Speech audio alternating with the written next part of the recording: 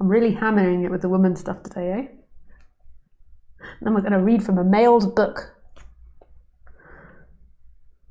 Okay, here we go, here we go.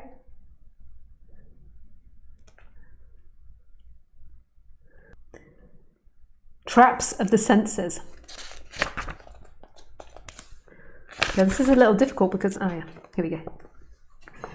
Do I have to give up women to be free? I cannot believe that that's the question I just glanced at. And look, honestly, here. Let's see if you can see that. That's so funny. Like that. It's back to front to you, I think. But do I have to give up women to be free? Can you believe that that's what it came to? I mean, yeah, life is like mysterious in its workings. It's so beautiful. The divine humor. Okay, so do I have to give up a sectional partner? It's, you know, it's obviously a man that's asking this question, but if we take it back to both genders, do I have to give up men and women to be free? Yeah. You have to be full on celibate if you want to become free. No joke. Full on celibate. That's it. No sexuality, no sexual dressing, all red robes, nothing.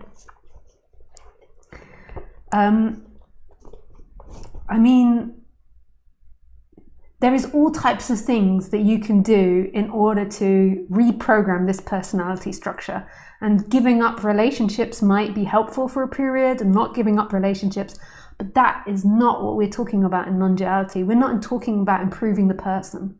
Sometimes prior to listening to non-duality and prior to the realization has to be the settling down of the person. So practicing different yogas, different breathing exercises, therapy, working on oneself, seeing through the illusions of the mind. But that is just to settle things down in order to be still enough to contemplate non-duality, which is the most profound message there is. And there is nothing that somebody can do to get to non-duality, because that is implying that there is a here and a there. Who would be the person that would give up someone to get to non-duality? That can be habits and conditioned, which can be improved through time, but habits and conditions can't be enlightened. Habits and conditions are by nature embossed in a form. That's why they're called a habit and a condition. They can get less. They can become easier, but they in order to stay a habit and condition, they have to have restrictions on them. There has to be a particular way of being, and that's what's not being talked about here. That is something that's seemingly happening in the flow of life. So no, giving up men or women or a sexual partner in order to become free is ridiculous, because who would become free? And who would be the person giving that up? Who? So right now, is there something that I can give up in order to be free? And it's counterintuitive, because freedom is the place in which that question's coming from. So the question's coming out like an eel coming out of the sea, and then it's like looking around and it's like, where is the sea? And it's like, where you came from. So it's like, where did that question come from? Not where will that question lead me to? Where will that action lead me to? Because then there's a here and a there. It's where did it come from? And then we go into this vast sea of nothingness, which terrifies the life out of most people.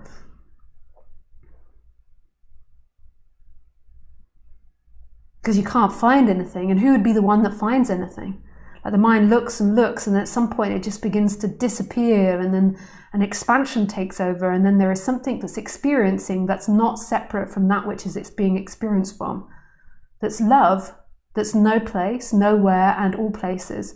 That isn't something looking at something, it is simply looking, it is everything.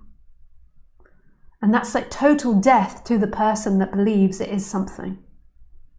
It's not death to the personality structure, it's not death to that illusory person as such, it's death to the belief that that is who you are, it's death to that energy which is making that the experiencer. That is an experience appearing in who you are.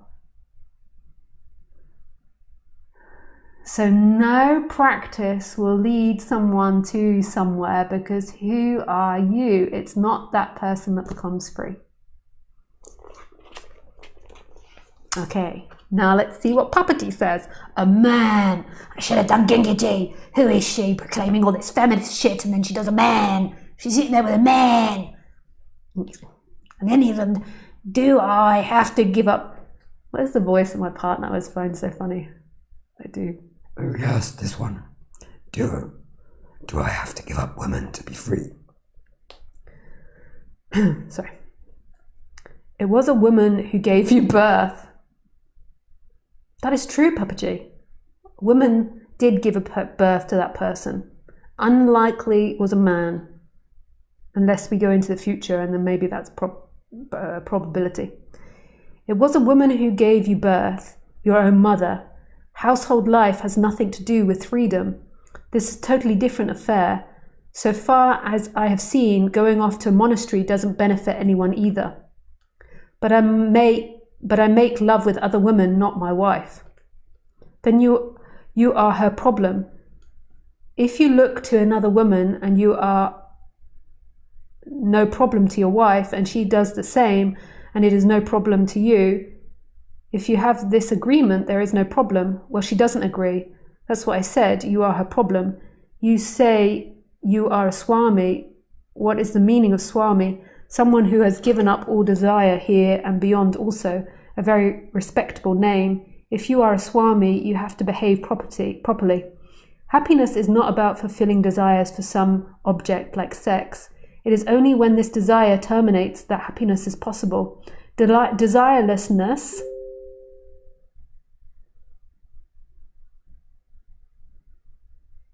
gives you happiness. Whatever you desire arises, look within to where the desire is arising from, and when this desire vanishes, you will explore tremendous happiness. However, once you gain an object of your desire, another one will be there, one fulfilled and another one is waiting. Even kings are not happy. No desire is absolute bliss. And when you are bliss, then there is peace. When there is peace, then there is stillness of mind. When there is stillness of mind, there is freedom. Satisfaction of desires will never end. Bodies will end. Millions of bodies have ended. Trillions.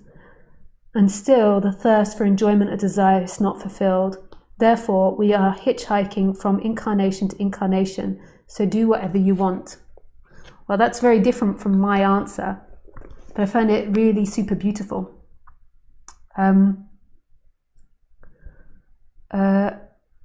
The only distinction that I would make, and I don't mean to be commenting on on Papaji saying that his distinction isn't perfect, it is, but just because I speak differently, so the only distinction I would say between the way I speak and he speaks is, I would not call it desirelessness, I would call it the end of attachment to desire.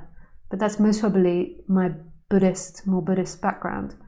So I would say the body still has desires, the body still has needs to go to the toilet, to get food, but it's the end of the attachment, that attachment will bring you happiness. And that's the same as what he's saying. It's just our different ways of speaking it.